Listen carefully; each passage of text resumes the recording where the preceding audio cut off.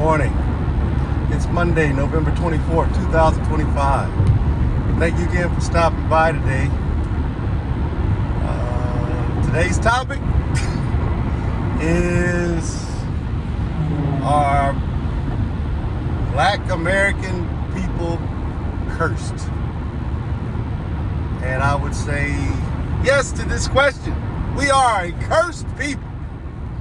Now, before every black person that watches this video responds in hostility and anger, let's just consider that the outcomes that we see and the condition of black communities.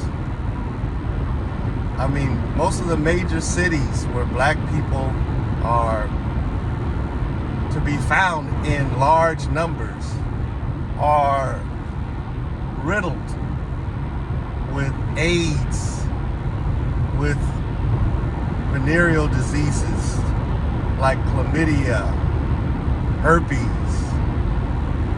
We see unemployment starting to skyrocket because the federal government is now laying people off, and most of these households that are in the black community are governed and led by women. Now, despite the rhetoric of black women being so strong and independent, when they cut off the SNAP benefits, the food stamp benefits, and cut off the Section 8 benefits, which community got on the internet to talk about stealing, to talk about doing all of these evil things, and to beg? It's as if everything that comes with a curse has been delivered, has been manifested in the black community, and the few people who are paying attention, like me, are willing to say we're cursed. When I look at my own previous family, I'm divorced. I've been divorced. I left my family in 2015. But it wasn't like I abandoned them. It was like they were never mine to control or to lead. And when I talk to my ex-wife and I talk to my children, they would say I was a terrible leader. But the real question that I asked all of them was, I asked you guys to do certain things. I delivered my orders in the form of requests, and the only thing that I could do is trust that you would execute and carry these things out. And it wasn't as if you didn't acknowledge that you were going to make an attempt to do it. And it wasn't that you weren't capable of accomplishing these things.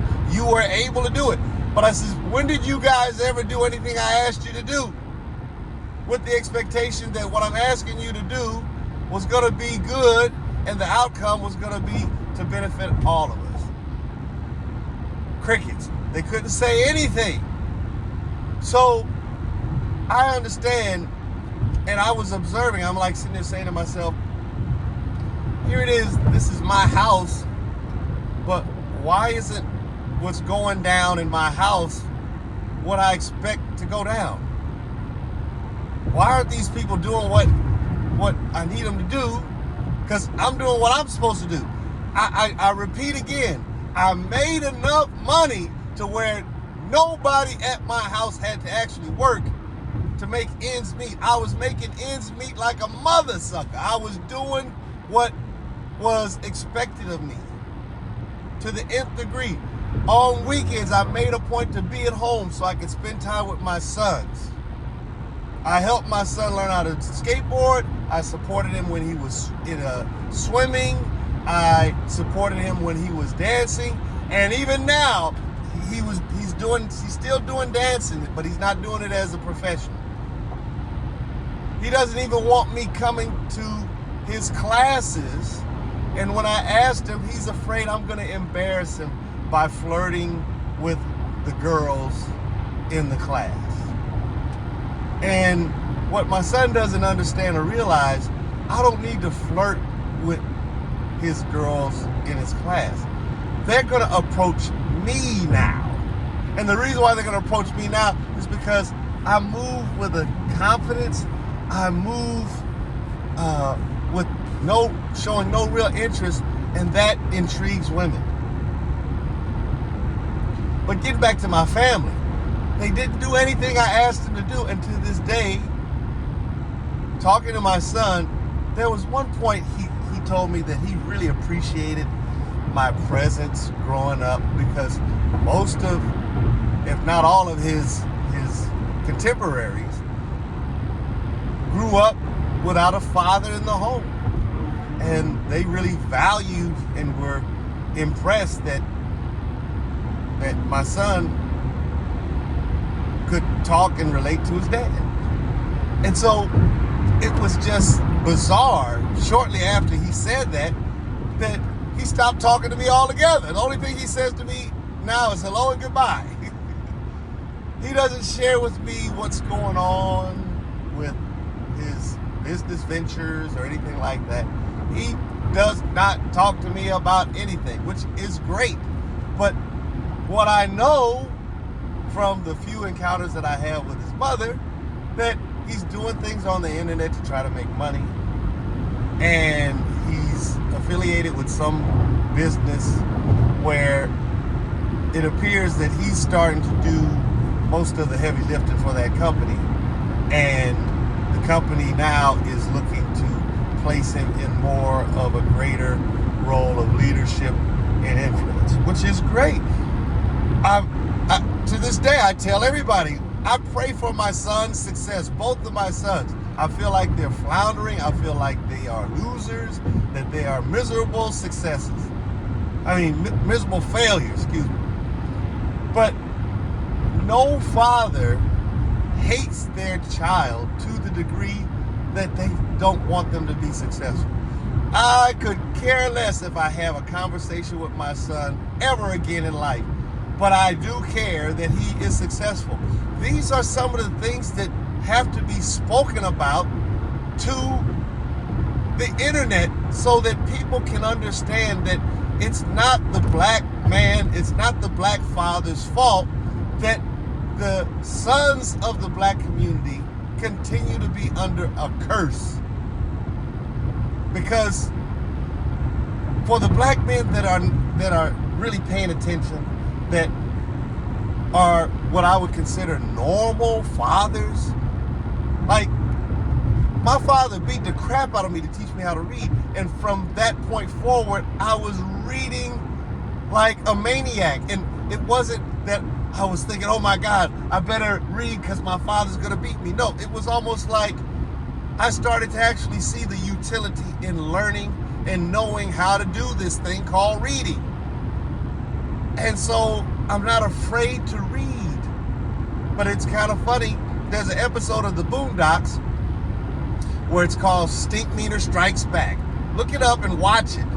It's one of the funniest episodes that you'll ever watch, where it talks about nigga moments, and it talks about how this guy named Stink Meter goes to hell. It's at the beginning of the video. He goes to hell and raises hell to where the devil sends him back to earth.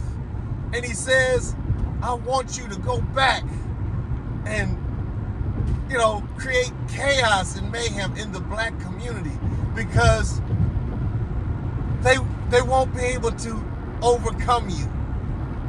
And so he goes back and he possesses this black attorney who's married to a white woman, and he tries to get revenge on the man who killed him. And so he goes to the man's house. His grandsons manage to knock the attorney who's possessed with the nigga spirit out. And they call Ruckus, one of the characters on the show, and he comes in like the exorcist to exorcise the nigger spirit out of the attorney's body. And he said that as he was walking up the stairs, he says, we need to use all of the great tools that the white God has given us to get this nigger spirit out of niggas. And one of them was that he started actually talking about what strikes fear in the heart of a nigger spirit. He said a job application. When he opens the door, you know, the nigger spirit starts talking to Reverend Ruckus, the exorcist. He said, who are you? And he says, I am Reverend Ruckus, and I'm here to send your nigger spirit back to the depths of hell where you came from. And he said, I forget what he said, but he did something. And the nigger spirit said, hey man, is that all you got? He says, no, we're just getting this party started. He opens a book and points it at the nigger spirit and he says, read, nigga. And all of a sudden, Tom, the attorney, starts levitating off the bed in tormenting screams of pain. He is in utter agony because he's being forced to read. My sons, they were probably 13, 14 years old when that video came out. My nephews were around the same age, and all of us were laughing at this video. And at the end of the video, like a loving father could be to my two nephews that I was raising as my own sons. I mean, I'm raising these boys as my own sons. I tell them, I said, look, I'm glad we all had a good laugh watching this video. But I think what you guys need to pay attention to is that these videos may have more of a meaning to your life because it may actually be talking about you. Now the thing is, I made it clear. I said the only reason why you guys can laugh at this is because you're not in this actual fucked up state of being or to think of yourselves as niggas. But why are you thinking that this video doesn't have anything to do with you? The reason why you're thinking about it is because of the heavy lifting that I'm doing to keep you guys from looking like the niggas that you guys actually are.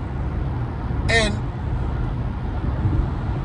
now it's like I've done jobs recently where, I mean, I send my son text messages sometimes to show him just what I'm doing and how much money I'm making doing what I'm doing. And it's not necessarily even the money that I'm making, it's the freedom that I'm enjoying being in the financial position I am. I have no debts. The only debt I have is a student loan. And that's it.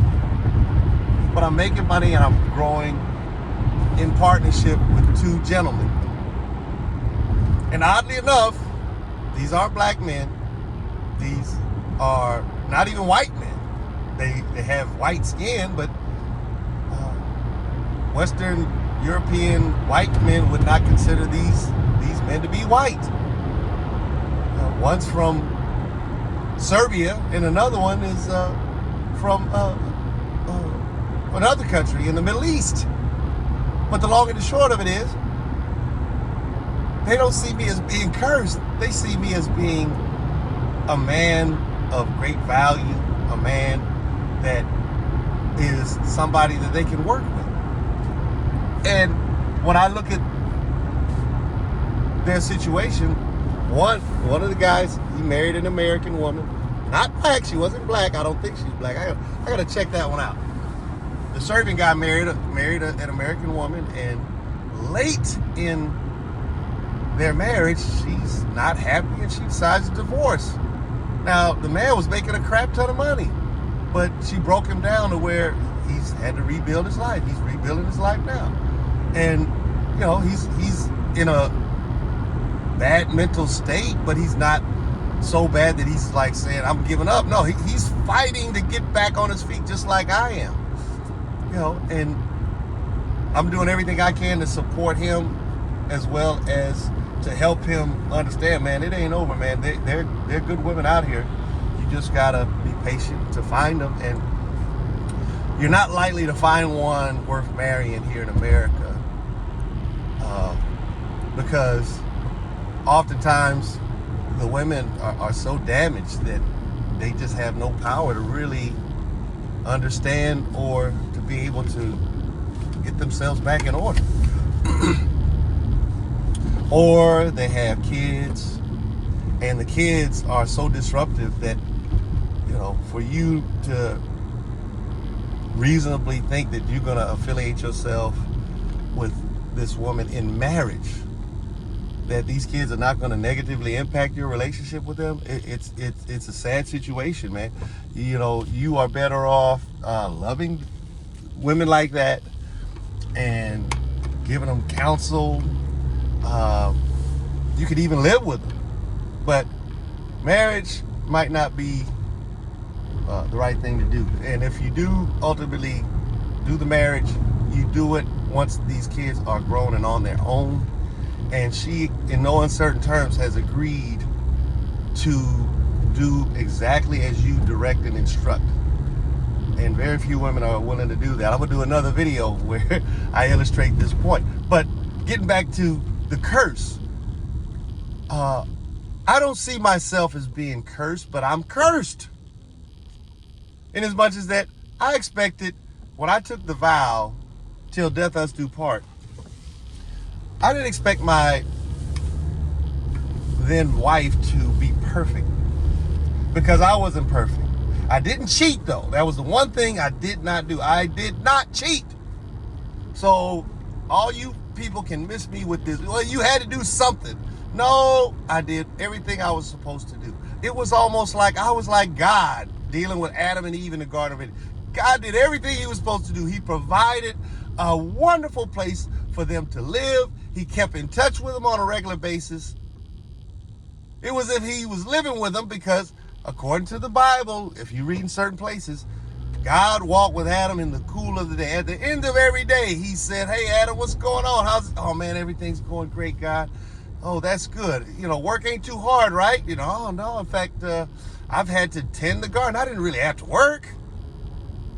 But because of their disobedience, the whole legacy, the legacy of Adam is, by the sweat of your brow, Adam, shall the earth yield forth its strength to you. So the only way you guys are going to really get the full value of this thing called life, you're going to have to work. And the only way you'll know you're really getting the full value is at some point during the day while you're doing your thing, do you see sweat? Are you wiping this thing called sweat off of your eyebrow? Men, the curse wasn't for the woman. The curse was for the men to endure. So we're cursed, because even to this day, my ex, she loves her work.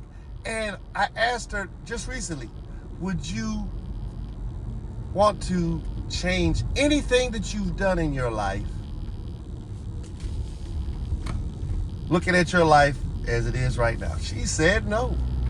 No, I wouldn't. I wouldn't change a thing. And she looks at me like, what say you? I says, oh man, for sure there's a lot of things I would change. I darn sure wouldn't get married to you, and I probably, if I knew what I knew now, what was going to actually transpire, I would have avoided you like the plague. Now, that's not to say that I still don't have, that I never had love for her, or that I don't love her anymore now. No, I still love her, but the love that I have for her is different, to the degree that I know better to leave people like that alone because they'll never meet any expectation, any reasonable expectation that I have or that any man has for them. So knowing what I know now, I have a maturity that shows me what I need to look for in a mate. And, when I was talking to my business partner, he calls me a pedophile and a sick pervert and this and that. And I'm like laughing because I'm sitting there saying, it doesn't make sense that you would say this when here it is, I've done nothing but be an honorable man to you. I mean, and the whole thing, when I talk about going to these other countries to look and seek out a wife, I'm not looking to go to these foreign countries to indulge in sexual activity with any of these women. I appreciate and value virginity, and I'm not going to really put any pressure on a woman until it gets really serious, where I'm actually saying, hey, let's do this. And if she yields to giving me the sex before marriage, she's already disqualified. She's disqualified. She has to believe so much in process that if I have sex with this man before I am willing to acknowledge him as my husband in marriage, then I'm not a wife. I'm more of a woman who is a concubine. And if a situation like that were to arise out of my search for a wife, then it's at a point where this woman is a concubine, and I would make it clear to her. And I'm saying it's not a diss on you being a concubine. It's more of a compliment to a woman who understands the nature of life, the nature of process. If you break everything down, there are things that you have to do in order to get certain things accomplished. Like, I just filed for my passport, and I get a note back from the passport office saying that there's some issues that I have with the IRS that I need to address. So I'm going to go down here and call the IRS later on today and see what the issue is. I had a problem filing my taxes, trying to be this sovereign citizen many years ago, and I thought I had resolved all of these issues, but maybe these holes are in existence and they were never removed as a result of me resolving all my tax issues. So I'm going to go check that out and see what's going on with that. But in order for me to get a valid passport where I can leave the country and return safely and all of that, I have to comply with certain things that they say I have to comply with. It's just like when you wake up in the morning. If you have a house with indoor plumbing, you have to get up out of bed. You have to walk to the toilet. You have to, if you don't, if you're a man, you stand over the toilet. You gotta, whip it out, hold it, point it down into the water, relieve yourself, and reverse the process, and then put your clothes on. But if you do any of these steps in the wrong order, say you whip it out and you just start pissing, you're in the bed. Oh my God, you're in the bed pissing on yourself. So step one, you get up out of bed, you walk into the bathroom, get in front of the toilet. You just have to urinate. That's what you do. That's what a man does. He drops his pants down, whips out his piss tool, and he aims it, fires into the water, And if you do any of these steps in the wrong order, you're not going to get the actual result, and you're going to create more problems, more work for yourself to have to fix. That's the whole thing I'm talking about. So women, I'm not dinging you for wanting to have sex, but I'm going to ding you for thinking that you're wife material after you've been out here acting like concubines. Concubines were not expected or considered to be wives, but they function as wives in certain capacities. Like, they had kids for the man. They were taken care of just like a wife to a certain degree. And they were honored in that they were protected. If somebody started messing with a man's concubine and he got word about it, he's going to make sure that that concubine gets restitution, that she gets this person prosecuted for violations. You guys don't have any of those things as concubines now. And for all of your protesting and all of this, we're starting to see women are coming back to the table to get relief, protection, support from the government and from men. So all I can say is I truly believe black people are cursed, but it's at a point where if you know you're cursed, you got to humble yourself and acknowledge it. It's just like almost like an alcoholic. You know, a person that goes to AA, they say the first rule of AA is you have to acknowledge that there's a problem. So everybody who goes to these meetings and they want to open their mouth to say something with any amount of credibility, they do it like this. Hello, I'd like to tell you my name is Jerry and I'm a cursed man. And everybody says, hi Jerry, how you doing? It's been so many days since I haven't felt cursed because everything seems to be going well, but things can go bad. And I'll tell you, just to give you a clue, at 60 years old, I told you guys a story about how I got bamboozled out of some money, getting a gift card that had no money on it, but in my greed to have an advantage that I didn't deserve, and I wasn't wanting to be patient to wait, I ended up losing $200 that I really couldn't afford to lose, which made life even harder after I lost it. And I thanked the guy when I saw him later on down the road. He was ready to run, thinking I was gonna come, man, give me my money back. You know, no, I say, hey man, thank you. You taught me something. I really thought that I was cured and healed of that. But recently, met a guy, he was selling iPhones. So I thought, packaging was the same, everything looked like the same stuff that I got when I bought my iPhone at my original iPhone at the iStore. And this was iPhone 16 Pro, brand new looking thing. Take it out. He said, take it out of the box, look at it, turn it on, blah, blah, blah. It looked exactly like my phone. But unbeknownst to me, iPhones, when they get into real close proximity to another iPhone, they start talking to each other and they light up. So when I took this phone to the T-Mobile, because that's my service provider, to get it activated and linked to my thing, he said, no, this ain't an iPhone. And the funny thing was, he said, where'd you get it from? And I told him how I got it and everything. He says, well, if you wanted an iPhone, why didn't you just go to the iStore to get it? Ding, ding, ding, ding, ding, ding. The lights went on. And I'm like sitting there saying to myself, you wanted an advantage that you didn't deserve, and now you've been placed at a greater disadvantage. So I lost money. It cost me money. And I can't afford to lose money. I'm on a mission, you guys.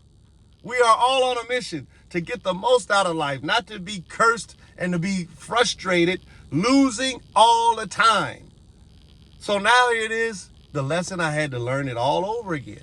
It had been many years before I had been tested to see if this nigger spirit was exercised out of my behavior, and it wasn't. But it is now. God willing, I will remember this lesson. It was a hard lesson, but I'm so close to accomplishing the goal. I'm so glad that this circumstance happened to me now, because when I get to that next level of prosperity and success, I'm going to be bulletproof, because I'm mentally tying red ribbons on my finger to remind me, listen, if you want something, you go to where you know you can get it, and it's from a legitimate source. You want an iPhone, you go get you an iPhone from the iPhone store. You want groceries, you go to the market.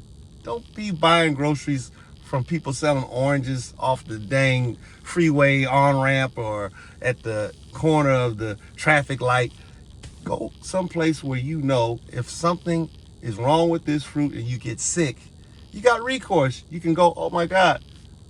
You know, because I had been known to buy fruit from people, but from what I've been gathering, some of this fruit that's being sold by these street vendors is like It's not acceptable for the markets to sell. That's why they are out here trying to sell it. And the health impacts could be just catastrophic. They might have been sprayed with something where when they get to the actual place where the supermarkets are trying to buy it, they say, oh, this came from this country? Oh, we can't, no, We can't, no. We'll be sued if they find out we bought this stuff from here. So even the supermarkets are going through trusted avenues of distribution. So too, we have to do the same thing. But my thing is, curses can be overcome. But step one, you have to be humble enough to be able to say that, am I vulnerable to being cursed? Yes, you are. And the curse will be when you start seeing the outcomes going the wrong way. My mother, she tried to warn all of us about these curses that are going to come. She tried to warn my sisters, who really had the most opportunity to either screw the black community up or to uplift it and have it rise in strength and power. Because they had first opportunity to get themselves married and get themselves together, because at 60 years old, I'm still contemplating starting a new family. My sisters are older than me, but they're not so far away. My oldest sister is like 4 years older than me. She is not thinking about trying to start another family with newborn kids. She can't even have any kids because I'm sure she's past menopause. Here it is. I am 60 years old. I can go run a mile, 2 miles, 3 miles at the track. I can do 50 push-ups, diamond push-ups, which are the hardest to do. Right now, I can do it. I think I might do a video to show you guys I'm not bullcrapping. But the way the curse manifests is through the woman first. The women are the ones that are going to be the ones to manifest it first, because they are on a time scale that limits their ability to make these important moves. So just remember, black people, and I would caution non-black people, if you don't want to suffer the same outcomes that the black community is suffering, you better pay close attention to how these black men that you're dealing with move. Don't get all excited because he's got money, because a lot of these basketball players, they're cursed. The minute they start, I mean, look at this guy Diggs, the football player. He's cursed. He's making a crap ton of money, but he's a laughing stock because he's doing the very things that Pookies and Ray Rays do without having to have all of this money. But he's being fruitful. He's multiplying, but he's paying an awful price because he's going to be just like Terrell Owens. Terrell Owens was making a whole lot of money when he was a football player, but then he's on, the Oprah Winfrey show crying about, I'm broke, I ain't making no money. But these women, I'm constantly still having to pay them tens of thousands of dollars a month for these children these bastard children that I produce. And that's not a knock on the kids. That's a knock on Terrell and the mother, that neither one of them had enough damn sense to get married and to legitimately do what marriage commands them to do. Be faithful. Don't cheat. So anyway, I just really hope that you guys pay attention to what I'm saying. And if you are blessed, think about the Boondocks. When was the last time any of you folks read a book? I see you guys watching a lot of videos on YouTube. You're making a lot of videos on YouTube. But when are you niggas gonna read? So with that, I depart. Peace. I look forward to hearing you guys giving me some feedback on this. And what I would ask first is, if you haven't read a book in the last 7 days, if you haven't read a manual directing you on how to use something that you bought from the store, please don't make any comments, because you're cursed. You're cursed. And that's the proof. Talk to you soon.